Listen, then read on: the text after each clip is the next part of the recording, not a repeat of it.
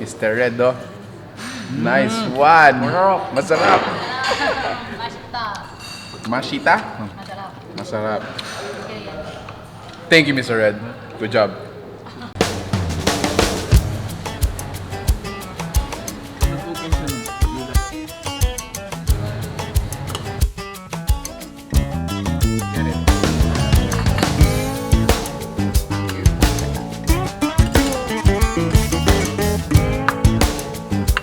Nano babo kabalen, kumusta kayo po? Ako Luis Season ng Hiway, Pampanga.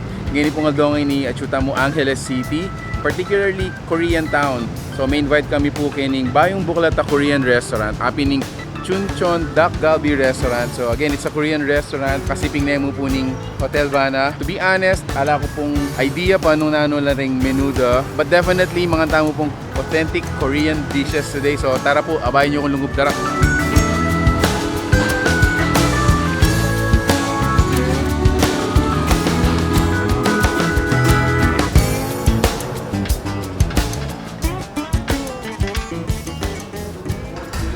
But guys, so this is their main dining area. They have another section there. Somewhat, it's a little secluded. And then they have another room wherein you can dine privately. Numburim. Wait, akabalen, salamat minsan pa for being with us. Sabi ko pinandin at kami kaning Korean town. First time mi pong maka-encounter mga nini na dish for a Korean restaurant. Kasi sabi namin mga usual kainin, samgyeopsal, nano pa reta, ramyun. Ramyun, kimbap. By the way, so let me introduce si Ma'am Rochelle. So, yan po yung akit kainin paminsan-minsan. Yan. So, nano yan po yung specialty na ning restaurant? Yung pinaka-special ni kainin is in Chun Dak Galbi. Very popular yun nga in Korea. Wow. It's like wala mo din samgyeopsal kasi yung tingyarin. It is romaine. Rarak merin na. Rarak merin. Tapos din namin candy, tapos namin beef. Very spicy yung kasi and chicken. Okay. Kasi usually candy, di ba? Puro na mo babi. Yes. So, pati naman ba yung pinsan kong spicy. Correct. Kaya mga nila din na, kari, di na meron bawang. Can I have, sir? Tapos i-rough meron. Is to ba king Korea tradition or customary ditong paggawa pag-wrapping? Wow, Marian, gawa na ka kasi Really? ito mang kenny. So, gawan tamo ngayon ito. Sige. Ini-tradition na yan, paggawa ka ko. Miss to say, wala mo pa-welcome. Nano sinabi mo? Wala mo welcome. Pa-welcome ko kaya ka na. Nice to meet you like this. Yes. Kaya dinanda ka, panggawa ka. And then welcome to Korea. Yeah, welcome to Korea. Let's go Korea. So ito guys, Dak Galbi, is that correct? Yes. Dak Galbi. So, in Korea, duck is chicken. Takman tayo. Minsan, dalagay dahil ini together in sesame milk candy. Makahalo na yan. O minsan dinanda. Wow. Parang mas tasty yun. So, pansin nyo kitang kahit ang it's chicken. Okay, but atin yung cabbage. Itang sauce na ma'am, nano ito? Itang balang mong red na din na sauce Wow, ito. ito yung pinaka-special candy, itong sauce. Okay. Very special and yung diba, Wow. walang credential yun. Yeah. Pwedeng sabihin ako mga naging gawin. Kasi yung Dak Galbi, para nakakit ng manyaman talaga, depende yung king sauce. Wow. If in sauce ay manyaman, yung Dak Galbi ay manyaman. Eh, it depends sa pa rin. Wow. Okay. Kasi ma'am, bala mo, syempre, halos para-pareho mo naman ingredients like chicken, itang cabbage, pero itang sauce niya talagang maganda. Wow, yung sauce yung pinaka-balang special. Wow. Sabi namin you tell them it's mix of everything. Wow, parang walang Korean style, mix all, di ba? Yeah. Pag naman ng photo, From my observation, iniingke ko yung sweet and sour chicken. Bala mo makanta, dakang jong. Okay. tikman tayo. Diba? So earlier, I saw how they cooked it. Mumuna itang flour and then they fry it. And then, while preparing itang sauce, pebukal hanggang may ganyang marayupot niya, ma'am. Wow. Ito, minix na itang fried chicken. So, Naman? kaya ma'am, mahilig lang yung sesame seed. Halos natin sesame seed.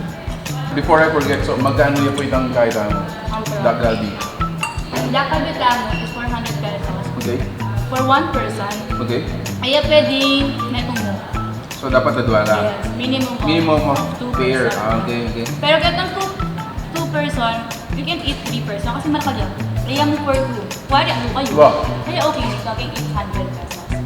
Clarify tamo ha. Aliya po unlimited sa Gyupsaling restaurant. Kasi kapag unlimited, gurimi pa kanina pang fine As in, dine nyo. as in Korean, tradition, experience. Oo. So, ini ma'am naninit. Kung namol bulgogi. Kung namol bulgogi. So, basically, nano nga tita, bean sprout, correct? Yes. And then, bala mo ting... Pork. Okay. Tabalam some Gyupsal strips na ma'am. This kay medyo sweet yun. Sweet. Actually, kung na ng King Chef na din. Wow. Naning staple na lasa na ni Korean food. Sasabi na, malasa, spicy, at saka medyo mayumo. Wow, makay lalaki. Ano? Parang mix. Ano yung mix mo? Aliya man, may mo para sila. Wow. Okay, so we want to introduce another dish, Korean dish, to you guys. So here with me is Mr. Red. Based on our orientation po. Normally in Korea, after they eat kitang spicy food, and then at the end, they're gonna eat cold noodles. So if you notice guys, ing noodles talaga tinyang yellow. There you go. So different from the usual noodles or soup that we eat. Yan o. Nice. Mr. Red oh. Nice one. Masarap. Mashita?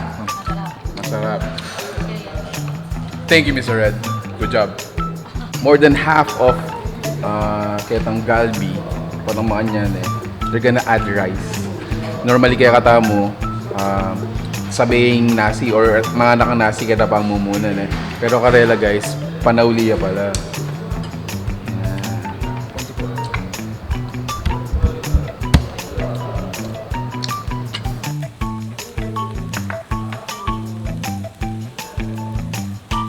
This restaurant is open from 11 a.m. until 5 a.m. the following day. Come here, usually they'll drink it. And then, how do you do it? How do we do it? First? This one? This one? First? And then this one? Okay. Tagay.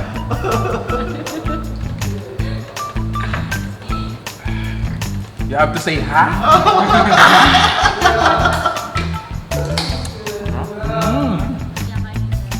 Birthday boy. Today is his birthday. Yeah. Really? Birthday.